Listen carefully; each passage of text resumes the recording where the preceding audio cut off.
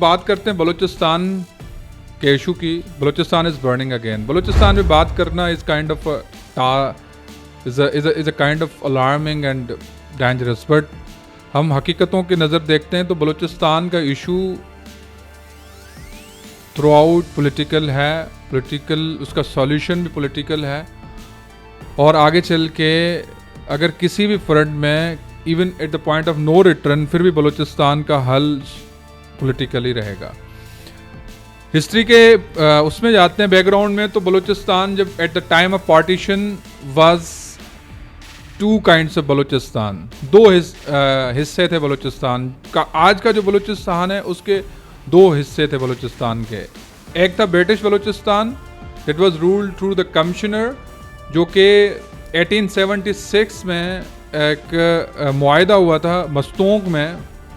British Balochistan जिसको Balochistan agency भी कहा जाता था, और वो बलूचिस्तान 1876 में उस टाइम के रॉबर्ट सैंडमैन जो कॉर्नल थे और मरी और बाकी फ्यूडल लॉर्ड्स से उसके बीच में मुआहदे की नतीजे में आया, क्योंकि there were the issue on the Durand line, और वो बलूचिस्तान 1876 में ब्रिटिश बलूचिस्तान वजूद में आता है। और दूसरा बलूचिस्तान है प्रिंसली स्टेट्स पे मुश्तमिल बलूचिस्तान, जिसमें 4 प्रिंसली स्टेट कलात, खारान, लसबेला और मकरान, ये 4 प्रिंसली स्टेट्स पे मुश्तमिल बलूचिस्तान था।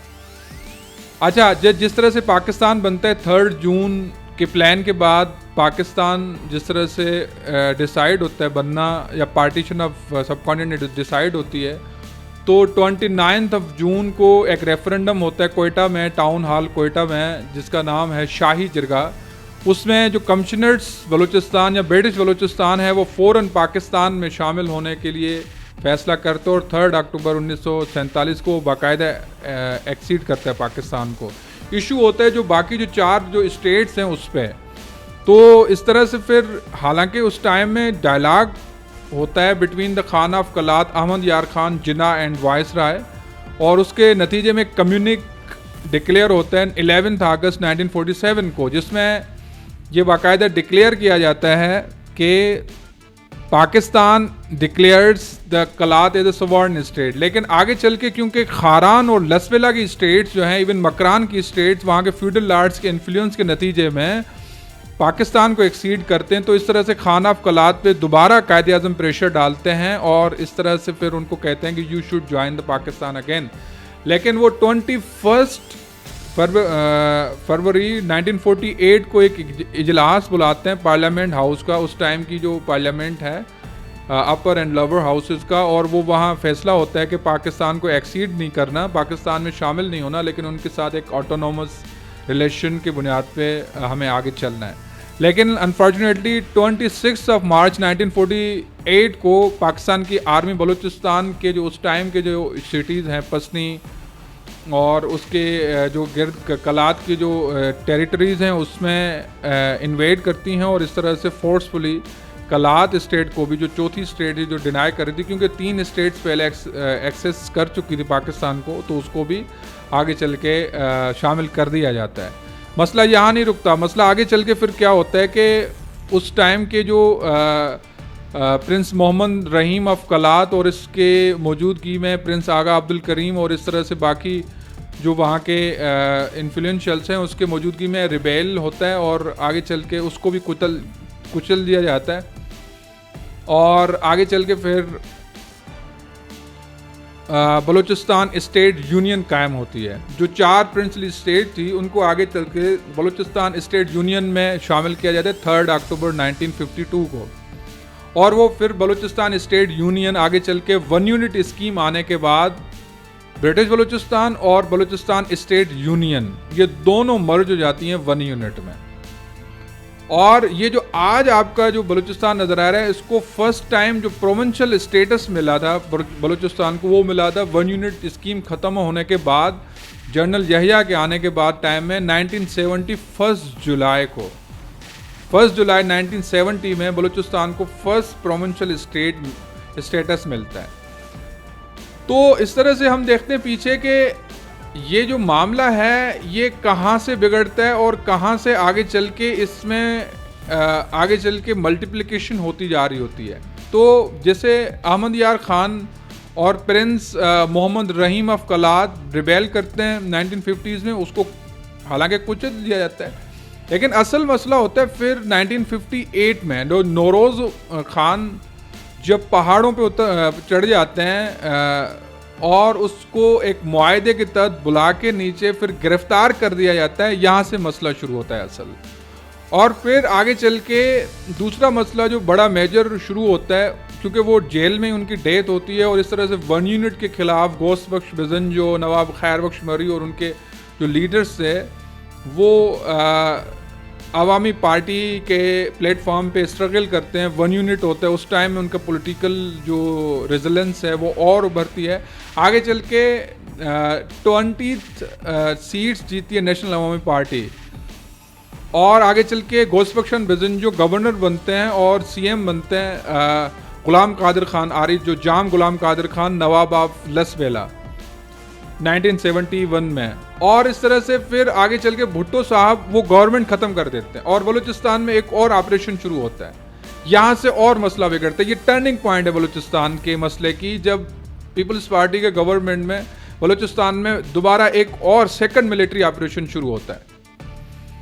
आगे चल के फिर इस तरह से बलूचिस्तान में कुछ स्ट्रेटेजिक इम्पोर्टेंस और मिनरल्स एक्सप्लोरेशन की वजह से बलूचिस्तान की जो सरजमीन है उसकी और इम्पोर्टेंस बढ़ती है, क्योंकि आगे चल के फिर वहाँ सोवियत यूनियन के ख़िलाफ़ अमेरिका इस रीजन में उतरता है, फिर अफ़गान इम्पोर्टेंस बढ़ती है और फिर इसी तरह से इस रीजन का जो स्ट्रेटेजिक जिस तरह से एक बुक है, बहुत अच्छी बुक है टोनी हीथकॉटे की, जिसमें लिखता है कि Balochistan the British and the Great game.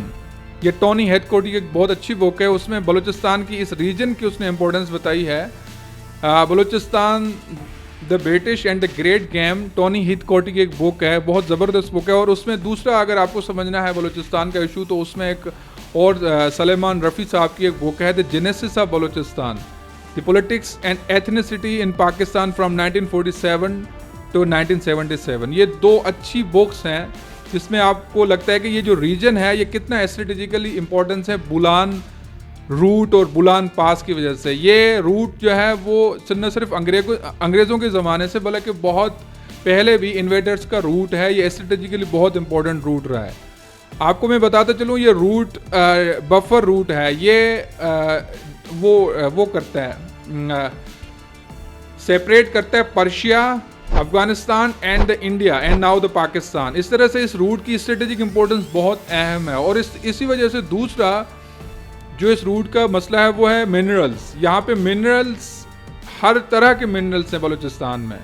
इसी वजह से बलूचिस्तान 1958 में जिस तरह से गैस सुई में निकलती है, उसके बाद आगे चल के मिनरल एक्सप्लोरेशन होती है, तो इस रीजन में जो पॉलिटिकल टर्मोइल है और बढ़ जाता है। लेकिन हम आगे आते हैं कि थर्ड टर्निंग पॉइंट जो बलूचिस्तान के इशू की है वो कब है, क्योंकि हमने देखा कि first invasion of army in Balochistan on the 26 of March 1947 और सेकंड टर्निंग पॉइंट थी पीपल्स पार्टी भुट्टो साहब के गवर्नमेंट में ऑपरेशन। थर्ड टर्निंग पॉइंट है वो है बुगटी का कत्ल 26 ऑफ अगस्त 2006। वो भी एक इशू था डॉक्टर शाजिया का, जिसमें बुगटी रिएक्ट करते हैं, आर्मी से कन्फ्लिक्ट करते हैं। हालांकि बुगटी और उनका घराना और इनके बहुत सारे और भी जो फ्यूडल लॉर्ड्स हैं वो प्रो पाकिस्तान रहे हैं through out. Even Pakistan movement में उनका बड़ा कंट्रीब्यूशन है। इवन जो खारान और लसवेला की जो स्टेट्स थी उनका जो इंस्ट्रूमेंट ऑफ एक्सेशन साइन करने में बुगटी और इनके फ्यूडल बाकी लॉर्ड्स का बड़ा हाथ है। इवन जान गुलाम कादर जो वहाँ के लॉर्ड्स हैं उनका बड़ा हाथ था। तो बुगटी साहब पहाड़ों में चले जाते हैं डॉक्टर शाजिया के केस के बाद, लेकिन उन्हीं को भी उसी तरह से पहाड़ों से उतारा जाता है जिस तरह से नौरोज़ो खान को उतारा गया था। क्यों कि उस टाइम नौरोज़ो खान से भी एक मुआहदा किया गया था अयूब खान के ज़माने में कि आप आएँ, आपसे बात की जाएगी, लेकिन उनको जेल में डाल दिया गया और वो जेल में चल बसे। इसी तरह से बुगटी साहब को पहाड़ों से उतारा जाता है। मुशाहिद हुसैन और चौधरी शुजात के सरबराही में एक कमेटी कायम की जाती है, लेकिन वो जिस तरह से पहाड़ों से उतरते हैं उनका कत्ल हो जाता है। तो इसी तरह से फिर आगे चल के जो टर्निंग पॉइंट है वो है मिसिंग पर्सन्स। बलूचिस्तान में मिसिंग पर्सन्स का इशू साथ के बाद एक सेवियर इशू है, इस पे एक सेपरेट बात हो सकती है। फिर उसको नज़रअंदाज करने की वजह से बलूचिस्तान में एक मिडिल क्लास पॉलिटिकल मूवमेंट उभरती है, क्योंकि जो फ्यूडल लॉर्ड्स है वो किसी न किसी तरह से या तो जलावतन थे, या तो जेलों में थे, या तो वो किसी तरह से पाकिस्तान गवर्नमेंट से नेगोशिएशन में थे। तो जो बलूचिस्तान का मिडिल क्लास था वो इस रिबेलियन मूवमेंट का हिस्सा बनता है, और महारंग बलोच इस सारे मूवमेंट को लीड करती हैं। और आज बलूचिस्तान, कुछ लोग कहते हैं कि the point of no return, लेकिन मैं कहता हूँ बलूचिस्तान में आज भी अगर मसले का हल है वो है पॉलिटिकल डायलॉग और political rights. Thank you so much for listening.